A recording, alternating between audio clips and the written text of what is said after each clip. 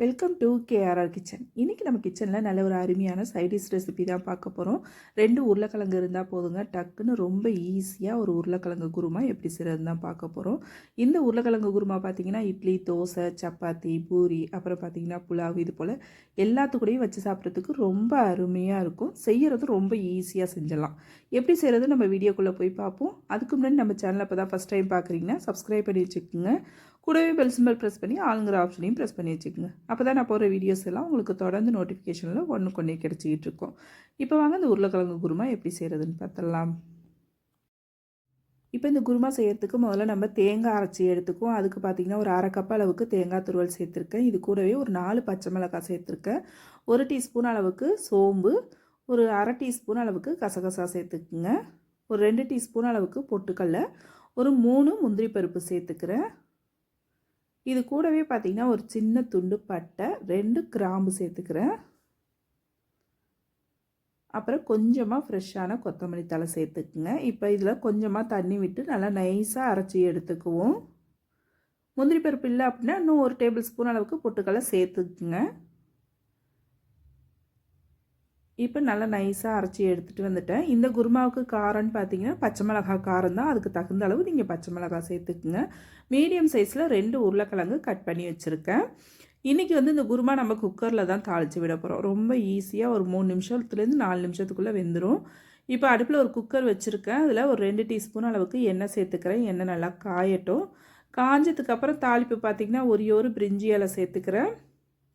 கொஞ்சமாக கல்பாசி, ஒரு 1/2 டீஸ்பூன் அளவுக்கு சீரகம் சேர்த்து நல்லா பொரிய விட்டுக்குவோம். நல்லா பொரிஞ்சதுக்கப்புறம் ஒரு பெரிய வெங்காயம் கட் பண்ணி வச்சுருக்கேன், அதை சேர்த்துக்கிறேன். இப்போ வெங்காயம் சேர்த்து நல்லா வதக்கி விட்டுருவோம். இப்போ வெங்காயம் வதங்கினதுக்கப்புறம் பார்த்திங்கன்னா ஒரு 1/2 டீஸ்பூன் அளவுக்கு இஞ்சி பூண்டு பேஸ்ட்டு சேர்த்து ஒரு 2 செகண்டுக்கு வதக்கி விட்டுக்குவோம்.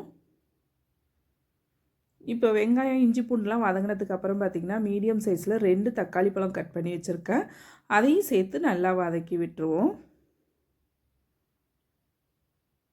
இப்போ வெங்காயம் தக்காளி எல்லாம் நல்லா வதங்கினதுக்கப்புறம் நம்ம உருளைக்கிழங்கு வச்சுருக்கதை இதில் தண்ணியெலாம் வடிச்சிட்டு சேர்த்துக்குவோம். இப்போ உருளைக்கிழங்கு சேர்த்ததுக்கப்புறம் பார்த்திங்கன்னா ஒரு 1/2 டீஸ்பூன் அளவுக்கு மஞ்சள் தூள், இந்த குருமாவுக்கு தேவையான அளவு உப்பு சேர்த்து நல்லா ஒரு 2 செகண்டுக்கு வதக்கி விட்டுக்குவோம். நல்லா இது வதங்கினதுக்கப்புறம் பார்த்திங்கன்னா நம்ம அரைச்சி வச்சுருக்க அந்த தேங்காய் பேஸ்ட்டை இதில் சேர்த்துக்குவோம். தேங்காய் பேஸ்ட்டு சேர்த்ததுக்கப்புறம் பார்த்திங்கன்னா கொஞ்சமாக தண்ணி கழுவி சேர்த்துக்கிறேன். மிக்ஸி ஜார் கழுவி கொஞ்சமாக தண்ணி சேர்த்துக்கிறேன். நீங்கள் இந்த உருளைக்கிழங்கு மூழ்கிற அளவுக்கு தண்ணி சேர்த்திங்கன்னா போதும். நல்லா கலந்து விட்டுருங்க. உப்பு காரம் போதுமான்னு பார்த்துக்குங்க, தேவைன்னா சேர்த்துக்கலாம். இதில் நம்ம வேறு எந்த மசாலாவும் சேர்க்க போகிறது கிடையாது. அந்த தேங்காய் விழுதில் உள்ள மசாலா மட்டும்தான். டேஸ்ட்டு ரொம்ப அருமையாக இருக்குங்க.